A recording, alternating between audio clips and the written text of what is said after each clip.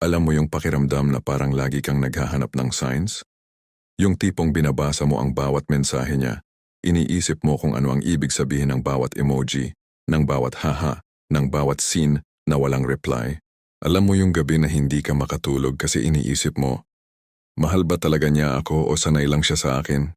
Kapatid, kung nandito ka ngayon at pinapanood mo ito, malamang dumaan ka na sa ganitong sitwasyon. At hindi ka nag-iisa. Milyon-milyong lalaki ang nag-iisip ng parehong tanong gabi-gabi. Naghahanap ng kahit anong palatandaan, kahit anong patunay, kahit isang maliit na sign na totoo ang nararamdaman niya para sa kanila. Pero hayaan mong sabihin ko sa iyo ang isang matinding katotohanan, isang bagay na tinuro sa atin ng mga Stoic philosophers na sina Marcus Aurelius, Seneca at Epictetus libo-libong taon na ang nakalilipas. Hindi mo kailangang hanapin ang patunay ng pagmamahal. Dahil kung totoo iyon, hindi iyon magtatago. Hindi iyon mangangailangan ng microscope o detective work. Ang tunay na pagmamahal ng isang babae para sa isang lalaki ay lumalabas sa kanyang mga aksyon, hindi sa kanyang mga salita, hindi sa kanyang mga pangako, kundi sa mga bagay na ginagawa niya na hindi niya kailanman kailangang ipaliwanag. At sa video na ito, ibubunyag natin ang 4 na bagay, 4 na malalim na aksyon na ginagawa lang ng isang babae sa lalaking tunay niyang mahal. Hindi ito tungkol sa romance. Hindi ito tungkol sa mga pelikula o teleserye. Ito ay tungkol sa katotohanan. Tungkol sa kung paano gumagalaw ang isang babaeng talagang umiibig. Ayon sa prinsipyo ng Stoicism. At bago ka mag-skip o lumipat sa ibang video, pakinggan mo muna ito. Ang 4 na bagay na ito ay hindi mo makikita sa karamihan ng relasyon. Dahil karamihan sa mga relasyon ay hindi tunay na pagmamahal, ito ay convenience, takot sa pagiging mag-isa, o simpleng kasanayan. Ang mga bagay na ilalahad ko sa iyo ngayon ay ang mga rarest na signs. Ang mga hindi nagsisinungaling. At isa pa, hindi ito ang typical na signs na mahal ka niya na nakikita mo sa ibang channel. Hindi ito tungkol sa kung nagsiselos ba siya o kung clingy ba siya o kung lagi kanyang tinetext. Iyon ay insecurity, hindi pagmamahal. Ang ilalahad ko sa iyo ngayon ay mas malalim kaysa riyan. Ito ay tungkol sa mga aksyon na nakabaon sa kaibuturan ng pagkatao ng isang babae. Mga bagay na hindi niya kayang pekein kahit subukan niya. Kaya kung gusto mong malaman ang katotohanan, kung gusto mong magkaroon ng clarity sa buhay mo, manatili ka hanggang dulo. Dahil pagkatapos ng video na ito, hindi ka na magtatanong, hindi ka na mag-a-assume, hindi ka na mag-o-overthink. Dahil alam mo na kung ano ang hahanapin, at alam mo na kung ano ang totoo. Bago natin simulan, nais kong magpasalamat sa mga loyal kong subscribers sa patuloy na pagsuporta sa aking channel. Kayo ang inspirasyon ko sa paggawa ng mga bagong content. Kung bago ka sa channel ko, comment mo na kung taga saan ka. Narito ang problema, kapatid. Maraming lalaki ngayon ang nabubuhay sa isang relasyon na mukhang relasyon sa labas, pero sa loob parang walang laman. Parang may kasama ka sa mesa pero mag-isa ka pa rin kumakain. May katabi ka sa kama pero mas malayo pa siya kaysa sa buwan. At ang pinakamasakit, hindi mo alam kung normal ba yon. Hindi mo alam kung ikaw ang may problema, o kung siya ang may tinatago, o kung ganun talaga ang relasyon, boring, tahimik at walang direksyon. Kaya ano ang ginagawa ng karamihan sa mga lalaki? Naghahanap sila ng sagot sa maling lugar. Tinitingnan nila kung sweet ba ang babae. Binibilang nila kung ilang beses siyang nag-text sa isang araw. Nagagalit sila kapag hindi sila nag-greet ng good morning. Nai-insecure sila kapag may nakausap siyang ibang lalaki. At sa bawat maliit na bagay, gumagawa sila ng sariling kwento sa utak nila. Kwento na kadalasan ay hindi totoo. Ito ang tinatawag ni Epictetus na pagkakaalipin sa sariling pag-iisip. Sabi niya, hindi tayo nababagabag ng mga pangyayari, kundi ng ating mga interpretasyon sa mga pangyayaring iyon. Ibig sabihin, hindi ang mga aksyon niya ang sumasakit sa iyo. Ang sumasakit ay ang kwentong ginagawa mo sa utak mo tungkol sa mga aksyon niya. Nagsisin ka niya, baka busy lang siya, pero sa utak mo, hindi na niya ako mahal. Hindi siya nag-good morning, baka nakatulog lang ng maaga. Pero sa utak mo, may iba na siyang kausap, at doon nagsisimula ang pagkawasak. Hindi dahil sa kung ano ang nangyari, kundi dahil sa kung ano ang akala mong nangyari. Nakita mo na ba yung lalaki sa kabilang mesa sa coffee shop? Yung nakatingin sa phone niya, nag-iisip kung bakit hindi pa nagre-reply ang girlfriend niya? Nakita mo na ba yung lalaki sa gym na mukhang focused? Pero ang totoo ay iniisip niya kung bakit biglang nag-online ang babae niya pero hindi naman siya kinausap? Nakita mo na ba yung lalaki sa trabaho na nagpapanggap na okay pero sa loob ay wasak na dahil sa away nila kagabi? Iyan ang realidad ng maraming lalaki ngayon. At hindi nila sinasabi dahil sa mundo natin, ang lalaking nagpapakita ng emosyon ay tinitingnan na mahina. Kaya tinatago nila, dinadala nila mag-isa, at unti-unti namamatay sila sa loob habang nagpapanggap na buhay sa labas. Pero narito ang mas malalim na problema. At ito ang hindi sinasabi ng karamihan sa mga self-help videos. Ang dahilan kung bakit maraming lalaki ang hindi makakilala ng tunay na pagmamahal ay dahil hindi nila alam kung ano ang hitsura nito sa totoong buhay. Lumaki tayong nanonood ng mga romantic movies, ng mga teleserye, ng mga love stories kung saan ang pagmamahal ay palaging dramatic. Palaging may ulan, palaging may habol sa airport, palaging may umiiyak sa ilalim ng payong. Pero sa totoo lang, ang tunay na pagmamahal ay tahimik, walang background music, walang slow motion. At dahil tahimik ito, hindi natin napapansin, hinahanap natin ang fireworks, pero hindi natin nakikita ang kandila na palaging nag-iilaw sa tabi natin. Isipin mo ito sa mga pelikula. Kapag sinabi ng babae na mahal kita, may orchestra sa background. May hangin na umiihip sa buhok niya. May close-up shot ng luha na tumutulo sa pisngi niya. At dahil diyan, ang expectation natin sa tunay na buhay ay ganun din. Na kapag mahal ka ng babae, dramatic. Na kapag tunay ang nararamdaman niya, ramdam mo agad. Na kapag siya na the one, parang may lightning bolt na tatama sa iyo. Pero sa totoong buhay, hindi ganon. Sa totoong buhay, ang pagmamahal ay yung tahimik na tao na naghuhugas ng pinggan pagkatapos mong magluto. Yung tao na nagtatanong kung kumain ka na kahit busy siya. Yung tao na naaalala ang mga sinabi mo kahit ilang linggo na ang nakalipas. Yung tao na hindi nagpo-post tungkol sa iyo sa social media pero lagi kang nasa isip niya. At dahil hindi ito dramatic, hindi natin ito nakikilala. Naghahanap tayo ng thunderstorm pero hindi natin napapansin ang gentle rain na nagpapabuhay sa lahat ng bagay sa paligid natin. Sabi ni Marcus Aurelius, ang pinakamagandang paghihiganti sa di makatarungan ay ang hindi maging tulad nila. At sa konteksto ng pag-ibig, ang pinakamagandang paraan para makilala ang tunay na pagmamahal ay ang itigil ang paghahanap ng mali at simulan ang pagpapansin sa kung ano ang tama. Ngayon ituturo ko sa iyo kung paano. Pero bago tayo pumunta sa 4 na signs, kailangan nating harapin muna ang isang masakit na katotohanan. Dahil kung hindi mo ito haharapin, hindi mo rin maiintindihan kung bakit napakahalaga ng mga signs na ito. Narito ang katotohanan. Karamihan sa mga lalaking nabibigo sa relasyon ay hindi nabibigo dahil walang nagmamahal sa kanila. Nabibigo sila dahil hindi nila kinikilala ang pagmamahal na nasa harap na nila. O mas masahol pa, tinatanggap nila ang pekeng pagmamahal dahil mukhang maganda sa labas. Pag-isipan mo ito, ilang beses ka nang nasaktan ng babaeng akala mo mahal ka?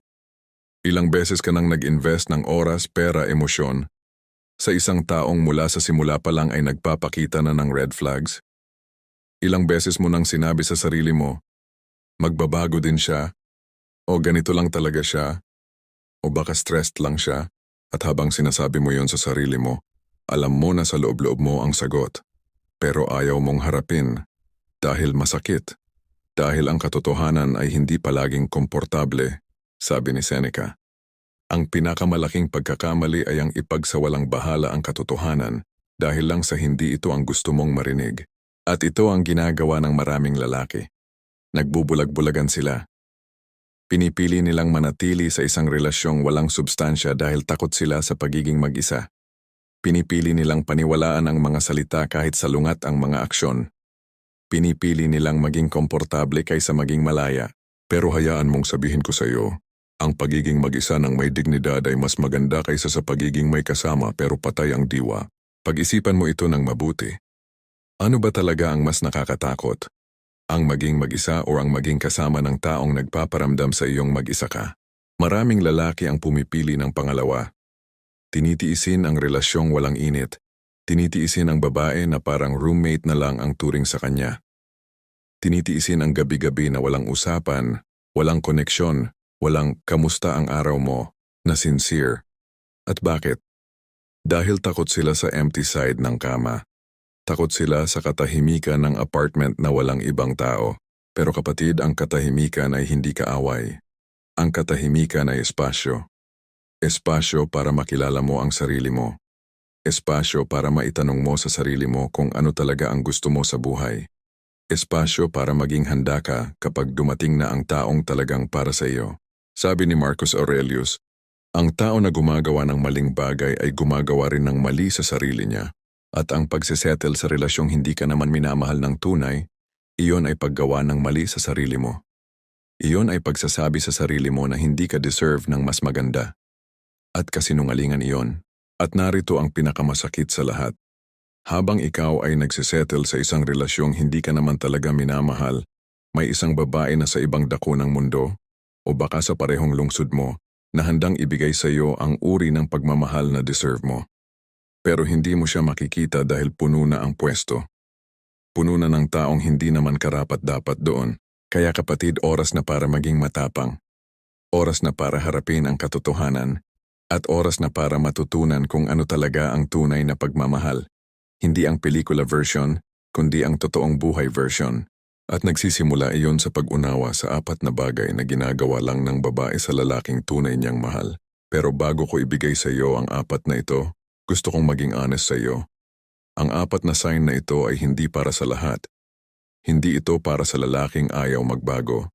Hindi ito para sa lalaking naghahanap lang ng validation na tama siya. At hindi ito para sa lalaking gusto lang ng mabasa pero ayaw namang mag-apply.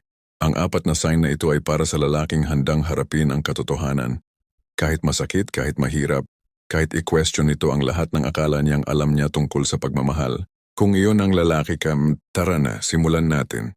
Unang bagay, pinoprotektahan niya ang kapayapaan mo. Ito ang pinakauna at pinaka-underrated na sign ng tunay na pagmamahal ng isang babae.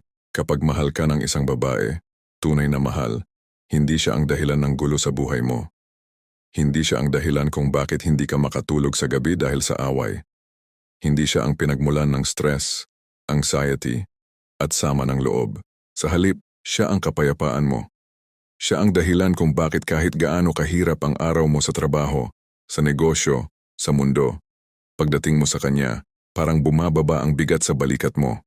Sabi ni Marcus Aurelius, ang kaguluhan ay nanggagaling sa loob. Hanapin mo ang katahimikan sa iyong sarili. Pero narito ang dagdag na katotohanan, ang babaeng mahal ka ay tumutulong sa iyo na mahanap ang katahimikang iyon. Hindi siya ang gumagawa ng bagyo sa buhay mo. Siya ang silungan kapag may bagyo. Paano mo ito makikita sa totoong buhay? Kapag may problema kayo, hindi siya ang unang sisigaw. Hindi siya ang unang magsasabi ng masakit na salita na alam niyang hindi na niya mababawi. Hindi niya ikukwento ang away niyo sa lahat ng kaibigan niya para lang mapahiya ka. Hindi niya gagamitin ang mga sikreto mo laban sa iyo kapag galit siya. Sa halip kakausapin ka niya. Tatahimik muna siya kung kailangan. Hihintayin niya ang tamang oras para pag-usapan ang problema. At kapag nag-uusap na kayo, ang goal niya ay resolusyon, hindi panalo. Ito ang tanda ng mature na pagmamahal. Ang pagmamahal na hindi nakabase sa emosyon lang kundi sa desisyon. Desisyon na protektahan ang kapayapaan ng taong mahal niya. Pag-isipan mo ito, kapatid. Kung ang relasyon mo ay palaging puno ng sigawan, palaging may drama, palaging may away na walang resolusyon, tanungin mo ang sarili mo. Pinoprotektahan ba niya ang kapayapaan mo o siya ang sumisira nito? Dahil sabi ni Epictetus, walang tao ang malaya kung hindi siya Panginoon ng kanyang sarili. At ang babaeng mahal ka, siya ang tutulong sa iyo na maging malaya. Hindi siya ang tanikala. Siya ang susi. Isipin mo si Marco, 3 taon na sila ng girlfriend niya. Pero sa 3 taon na iyon, wala ni isang beses na sumigaw ang girlfriend niya sa kanya sa harap ng ibang tao. Wala ni isang beses na ginamit ang mga kahinaan niya laban sa kanya. Kapag may problema, umuupo sila, nag-uusap at inaayos. Minsan nagtatalo sila, normal iyon. Pero pagkatapos ng usapan, pareho silang bumabangon na mas malakas, hindi mas mahina. Isang gabi, pagod na pagod si Marco mula sa trabaho. Stressed, irritable. At napasigaw siya sa girlfriend niya dahil sa maliit na bagay, hindi nahugas na pinggan. Alam mo kung ano ang ginawa ng girlfriend niya? Hindi siya sumigaw pabalik. Hindi siya umiyak para mag-guilty si Marco. Tumingin lang siya sa kanya at sinabing, alam kong pagod ka, Pag-usapan natin ito mamaya kapag okay ka na. Iyon ang pagmamahal, kapatid. Iyon ang proteksyon ng kapayapaan. Hindi dahil pushover siya, kundi dahil alam niyang ang pagmamahal ay hindi nananalo ng argumento, ito ay nananalo ng relasyon. At gusto kong i-compare ito sa kabaligtaran para mas malinaw sa iyo ang pagkakaiba. Ang babae na hindi ka mahal, siya yung gagawa ng drama mula sa wala. Siya yung mag-aaway sa iyo dahil hindi mo nilike yung post niya. Siya yung magpaparinig sa social media para makaramdam ka ng guilt. Siya yung magsasabi ng wala, okay lang. Pero ang buong araw, silent treatment ang ibibigay sa iyo. Siya yung mag-uungkat ng lumang away kapag wala nang masabi sa bagong away. Nakikilala mo ba yon? Naranasan mo na ba yon? Karamihan sa mga lalaki ay naranasan na yon. At ang malungkot, marami sa kanila ang nag-iisip na normal yon. Na ganun talaga ang relasyon. Na passionate lang kaya ganon. Hindi, kapatid, hindi yun passion, iyon ay kawalang respeto. Ang tunay na passion ay yung hinahangad mong maging mas mabuti para sa taong mahal mo. Yung ginagawa mong lahat para protektahan ang kapayapaan niya. Yung pinipili mong tumahimik kaysa sumigaw. Hindi dahil mahina ka, kundi dahil mas mahal mo ang relasyon kaysa sa ego mo. Yan ang stoic love. Yan ang mature love. At yan ang love na deserve mo. Pangalawang bagay, ipinaglalaban ka niya kahit wala ka. Ito ang isa sa mga pinaka-powerful na signs. At isa rin sa pinakamahirap makita. Dahil nangyayari ito kapag wala ka. Kapag tunay na mahal ka ng isang babae, ipinaglalaban ka niya kahit hindi mo alam. Kahit wala ka sa kwarto. Kahit hindi mo narinig ang usapan. Ano ang ganong ibig sabihin nito? Ibig sabihin kapag may nagsabi ng masama tungkol sa iyo sa harap niya, kahit kaibigan niya, kahit pamilya niya, kahit sino, hindi siya tatawa. Hindi siya sasang-ayon. Hindi niya hahayaang siraan ka ng kung sino man. Hindi niya sasabihing, oo nga, ang dami niyang pagkukulang. Hindi niya gagawin ang sarili niyang biktima sa harap ng iba habang ikaw ang mukhang masama. Hindi niya ikukwento ang mga kahinaan mo para lang maging interesante ang usapan. Sa halip, ipinagtanggol ka niya. Sinabi niya sa mga tao kung sino ka talaga. Pinagtanggol niya ang pangalan mo kahit mas madaling tumahimik at sumang-ayon. Sabi ni Marcus Aurelius, ang halaga ng isang tao ay nakikita sa kung ano ang ginagawa niya kapag walang tumitingin. At ito ang pinakatotoong test ng pagmamahal ng isang babae, kung ano ang ginagawa niya kapag wala ka. Dahil madaling maging loving sa harap mo, madaling maging sweet kapag magkasama kayo, madaling sabihing, mahal kita sa text. Pero ang tunay na pagmamahal ay lumalabas sa mga sandaling walang audience, sa mga sandaling walang papuri na makukuha, sa mga sandaling ang tanging dahilan para ipaglaban ka ay dahil mahal ka niya. Isipin mo ulit si Marco. Isang araw nasa gathering siya ng mga kaibigan ng girlfriend niya. Hindi siya gaanong ka-close sa grupo. At habang lumabas si Marco para sumagot ng tawag, nagsimulang mag-usap ang mga kaibigan ng girlfriend niya. Ba't ba niya kinuha yun?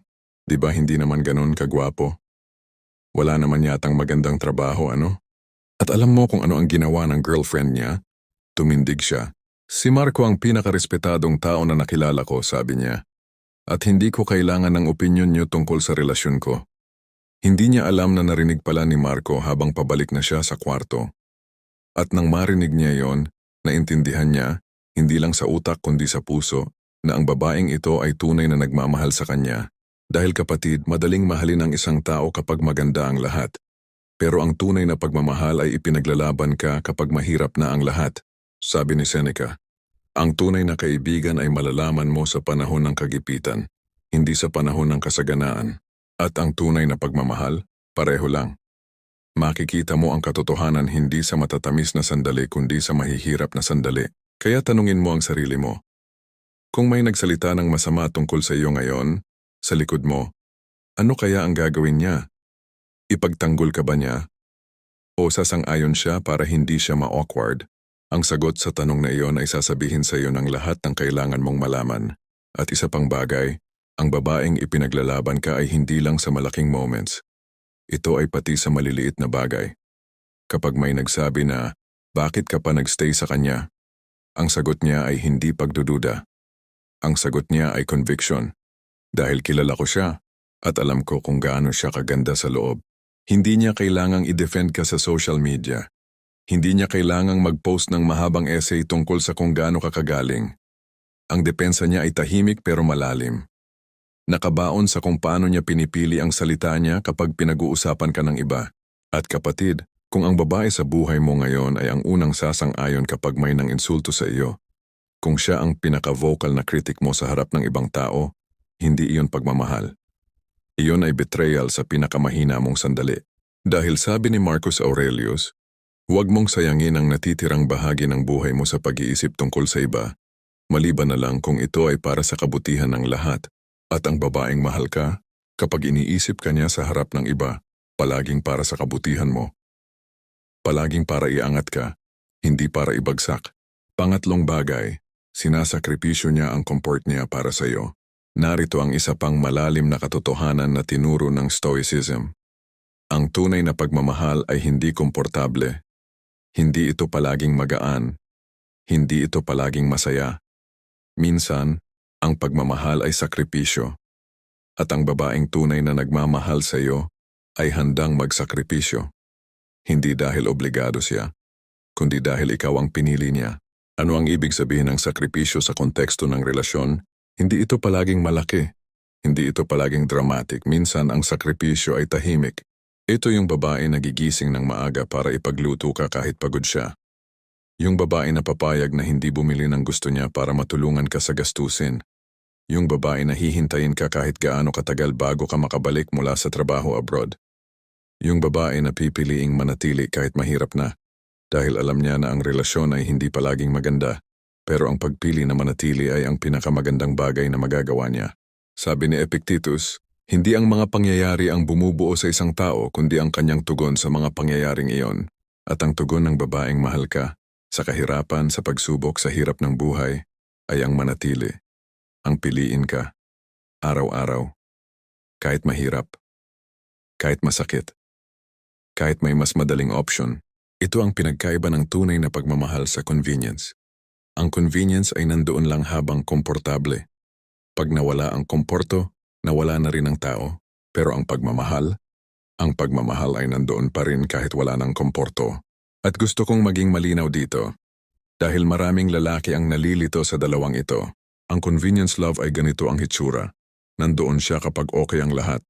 Kapag may pera ka, kapag may kotse ka, kapag kaya mong i-treat siya sa magandang restaurant, kapag kaya mong bilhan siya ng gusto niya. Pero pag nawala ang mga iyon, pag nawala ang trabaho, pag naubos ang ipon pag dumating ang krisis, biglang nagbago ang ihip ng hangin, biglang maraming rason para umalis, biglang kailangan ko muna ng space o hindi ko na kaya o mas masahol pa, biglang may bago ng kausap.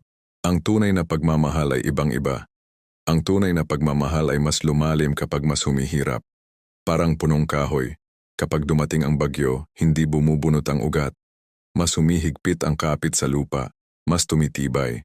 At pagkatapos ng bagyo, mas malakas pa kaysa dati. Ganoon ang babaeng tunay na nagmamahal. Hindi siya natatakot sa bagyo. Dahil alam niya na ang relasyon ay hindi tungkol sa magandang panahon lang. Ang relasyon ay tungkol sa pagpiling magkasama kahit sa pinakamasamang panahon. Bumalik tayo kay Marco. May panahong nawalan si Marco ng trabaho. 3 buwan siyang walang income. 3 buwan na hindi siya makapag-date, hindi makapag-treat, hindi makapag-ambag sa gastusin nila. At alam mo kung ano ang ginawa ng girlfriend niya? Hindi siya umalis. Hindi siya naghahanap ng iba. Hindi siya nagreklamo sa social media na pagod na raw siya. Sa halip, kinausap niya si Marco. Sinabi niyang, lalampasan natin ito, pareho tayo. Naghanap siya ng paraan para makatipid. Nag-adjust siya. Hindi dahil kailangan niya, kundi dahil gusto niya. Dahil pinili niya si Marco, hindi ang version ni Marco na may trabaho at pera, kundi si Marco. Ang tao, ang lalaki. Iyon ang sakripisyo, kapatid. At narito ang mahalagang paalala. Ang sakripisyo ay hindi one-sided. Hindi ibig sabihin nito na siya lang ang mag-a-adjust. Ang tunay na relasyon ay 2 taong nagsasakripisyo para sa isa't isa. Pero ang punto dito ay simple. Kung nakikita mong ginagawa niya ito para sa iyo, kahit walang kapalit, kahit walang papuri, kahit walang audience, iyon ay pagmamahal. Totoo. Walang halong acting. Sabi ni Marcus Aurelius, ang pinakamabisang paghihiganti ay ang hindi pagiging katulad ng nagdulot ng sakit. Sa konteksto ng relasyon, Ang pinakamabisang patunay ng pagmamahal ay hindi ang malalaking gesture, hindi ang mamahaling regalo, hindi ang social media posts, kundi ang mga tahimik na sakripisyo na ginagawa araw-araw nang walang hinihintay na pabalik. At tandaan mo ito, ang sakripisyo na ginagawa ng babaeng mahal ka ay hindi parang utang na loob. Hindi niya ito ginagawa para may mabayaran ka. Hindi niya ito ginagawa para may ma-claim siya sa future. Alam mo, nag-sacrifice ako para sa iyo dati, kaya dapat ganito ka sa akin ngayon. Hindi. Wala yon. Ang tunay na sakripisyo ay walang resibo, walang listahan, walang scorecard. Ginagawa niya dahil ganoon ang pagmamahal niya. Kung may kasamang utang na loob ang sakripisyo, hindi iyon sakripisyo. Iyon ay investment na may inaasahang return, at ang pagmamahal ay hindi negosyo. Kaya kung ang babae sa buhay mo ay palaging nagre-remind sa iyo ng mga ginawa niya para sa iyo, kapag ginagamit niya ang mga sakripisyo niya bilang armas sa away, pag-isipan mo kung sakripisyo nga ba iyon o utang na binibilang. Ang tunay na pagmamahal ay nagbibigay ng hindi nagbibilang, nag-aabot ng hindi naghahanap ng kapalit, at nananatili ng hindi humihingi ng rason. Pang-apat na bagay, pinapahintulutan kanyang maging ikaw. And yung wow, and pergout at pinakabahalaga sandaw. Kapatid, ito ang bagay na karamihan sa mga lalaki ay hindi nalalaman na kailangan nila hanggang sa makuha nila ito. Ang babaeng tunay na nagmamahal sa iyo ay pinapahintulutan kang maging ikaw. Hindi ang version mo na gusto niyang makita. Hindi ang version mo na presentable sa social media. Hindi ang version mo na pang-impress sa kaibigan niya. Kundi ikaw. Ang totoo. Ang hindi perpekto. Ang may mga kahinaan. May mga takot. May mga insecurity. Sa mundo ngayon, ang daming lalaking nagpapanggap. Nagpapanggap na malakas kahit wasak na sa loob. Nagpapanggap na okay kahit hindi. Nagpapanggap na wala silang paki kahit grabe ang sakit. At alam mo kung bakit. Dahil karamihan sa mga relasyong pinasok nila, hindi sila pinapayagang maging mahina. Hindi sila pinapayagang umiyak. Hindi sila pinapayagang magsabi ng hindi ko kaya. Dahil sa sandaling magpakita sila ng kahinaan, biglang nagbabago ang tingin ng babae sa kanila. Akala ko matapang ka. Lalaki ka, hindi ka dapat umiyak. Ang babaw mo naman. At doon nagsisimula ang pagtatago. Naglalagay ng mask, nagtatayo ng pader, hanggang sa hindi na niya kilala ang sarili niya. Pero ang babaeng mahal ka, tunay na mahal, ay ibang-iba. Siya ang babae na kapag nagsabi kang pagod ka, hindi ka niya huhusgang drama king. Siya ang babae na kapag umiyak ka, hindi ka niya titingnan ng iba, kundi lalapit at yakap ka. Siya ang babae na kapag sinabi mong, hindi ko alam ang gagawin ko, hindi ka niya huhusgahan. Sa halip sasabihin niya, sabay nating pag-iisipan. Sabi ni Seneca, ang tao ay hindi kailanman mas malakas kaysa sa sandaling tinatanggap niya ang kanyang kahinaan. At ang babaeng tunay na nagmamahal ay nagbibigay sa iyo ng espasyong tanggapin ang iyong sarili. Ang lahat ng bahagi, hindi lang ang magaganda. Hindi kanya pinipilit magbago para sa kanya. Hindi niya sinusubukang hubugin ka sa imahe ng ideal boyfriend na nasa utak niya. Hindi niya sinasabing, kung ganito ka lang sana, or kung mas ganun ka lang. Sa halip, tinatanggap ka niya kung sino ka ngayon, habang sinusuportahan ka na maging mas maganda bukas. Hindi dahil hindi ka sapat, kundi dahil mahal ka niya ng sapat para gustuhin ang pinakamabuti para sa iyo. Habang tinatanggap kung nasaan ka ngayon, at narito ang isang mahalagang distinction na kailangan mong maunawaan. May malaking pagkakaiba ang tinatanggap ka niya at kinokontrol ka niya. Ang babaeng kinokontrol ka, sinasabi niya kung ano ang isuot mo, kung sino ang makakasama mo, kung ano ang dapat mong gawin sa buhay mo. Tinatawag niyang pagmamahal ang kontrol. Sinasabing, nag-aalala lang siya, kaya hindi ka dapat lumabas kasama ang mga kaibigan mo. Sinasabing, para sa ikabubuti mo, kaya kailangan mong sundin ang gusto niya. Hindi iyong pagmamahal, kapatid. Iyon ay pagmamay-ari. At ikaw ay hindi property ng kahit sino. Ang babaeng tunay na nagmamahal ay hindi ka kinokontrol, kinikilala ka niya. Kinikilala niyang ikaw ay isang buong tao na may sariling pangarap, sariling takot, sariling journey. At ang role niya ay hindi maging direktor ng buhay mo. Ang role niya ay maging katabi mo habang naglalakad kayo sa sarili niyong daan. Magkahawak kamay, pero hindi magkakabit ng kadena. Sabi ni Epictetus, kung may mahal ka, huwag mong sabihing akin siya. Sa halip sabihin mong pinili ko siya at pinili niya ako. Sapagkat ang pagmamahal ay hindi pagmamayari, ito ay pagpili. Isipin natin si Marco sa huling pagkakataon. Isang gabi umupo si Marco sa sala. Tahimik, walang imik. Tinanong siya ng girlfriend niya kung okay lang siya. Hindi ko alam, sabi ni Marco. Pakiramdam ko hindi ko alam kung saan ako papunta. Hindi ko alam kung tama ang mga desisyon ko. Pakiramdam ko, nawawala ako. At alam mo kung ano ang ginawa ng girlfriend niya? Hindi siya nag-lecture. Hindi niya sinabi na mag-man up. Hindi niya binuksan ang phone niya para mag-scroll habang nagsasalita si Marco.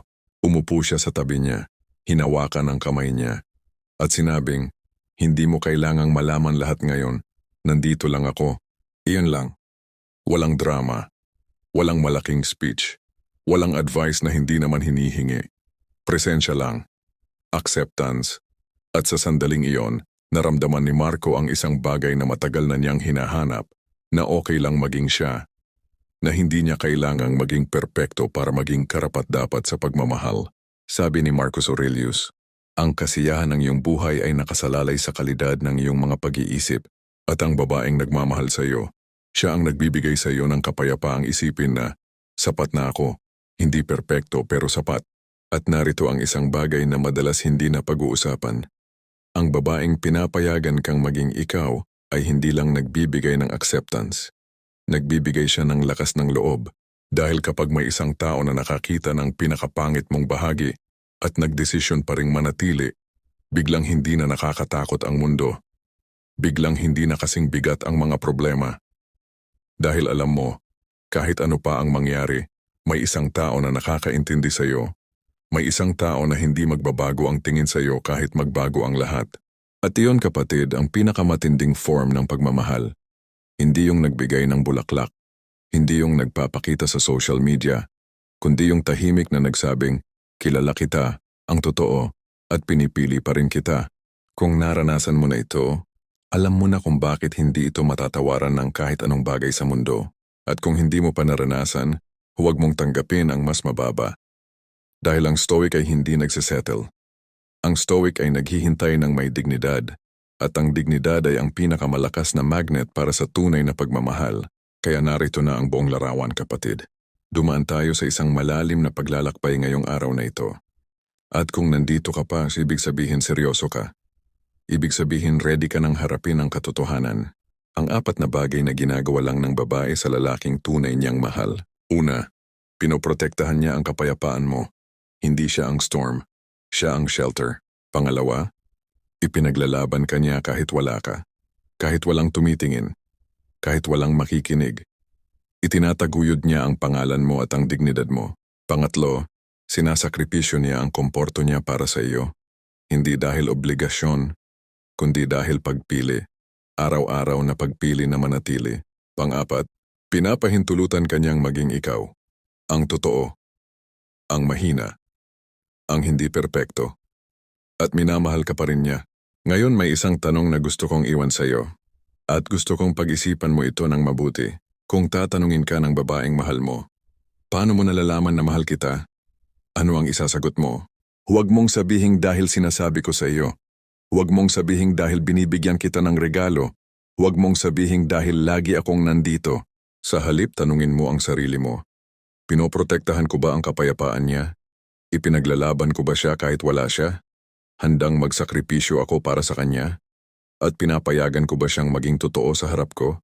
Dahil alam mo ang magandang bagay tungkol sa 4 na signs na ito? Hindi lang ito para sa babae, ito rin ang standard na dapat mong gawin bilang lalaki. Ang pagmamahal ay hindi one-way street. At kung gusto mong makatanggap ng ganitong klase ng pagmamahal, kailangan mo ring maging handa na ibigay ito. Yan ang turo ng Stoicism, hindi lang tungkol sa pagtanggap ng maganda, kundi tungkol sa pagiging maganda, sa loob, sa labas, at sa bawat desisyon na ginagawa mo araw-araw. Kung nakikilala mo ang mga sign na ito sa relasyon mo ngayon, kapatid, hawak mo ang ginto. Huwag mo itong bibitawan. Huwag mong i-take for granted ang babaeng ganyan, dahil bihira siya. At ang mga taong bihira ay hindi dapat pinapalitan ng ordinary. Pero kung sa pagbabasa mo ng mga sign na ito, Nare-realize mong wala nito sa relasyon mo, huwag kang matakot, huwag kang magalit, at huwag mong sisihin ang sarili mo. Dahil sabi ni Epictetus, hindi mo kontrolado ang mga pangyayari, pero kontrolado mo ang iyong tugon. Ang katotohanang nakita mo ngayon ay hindi para saktan ka,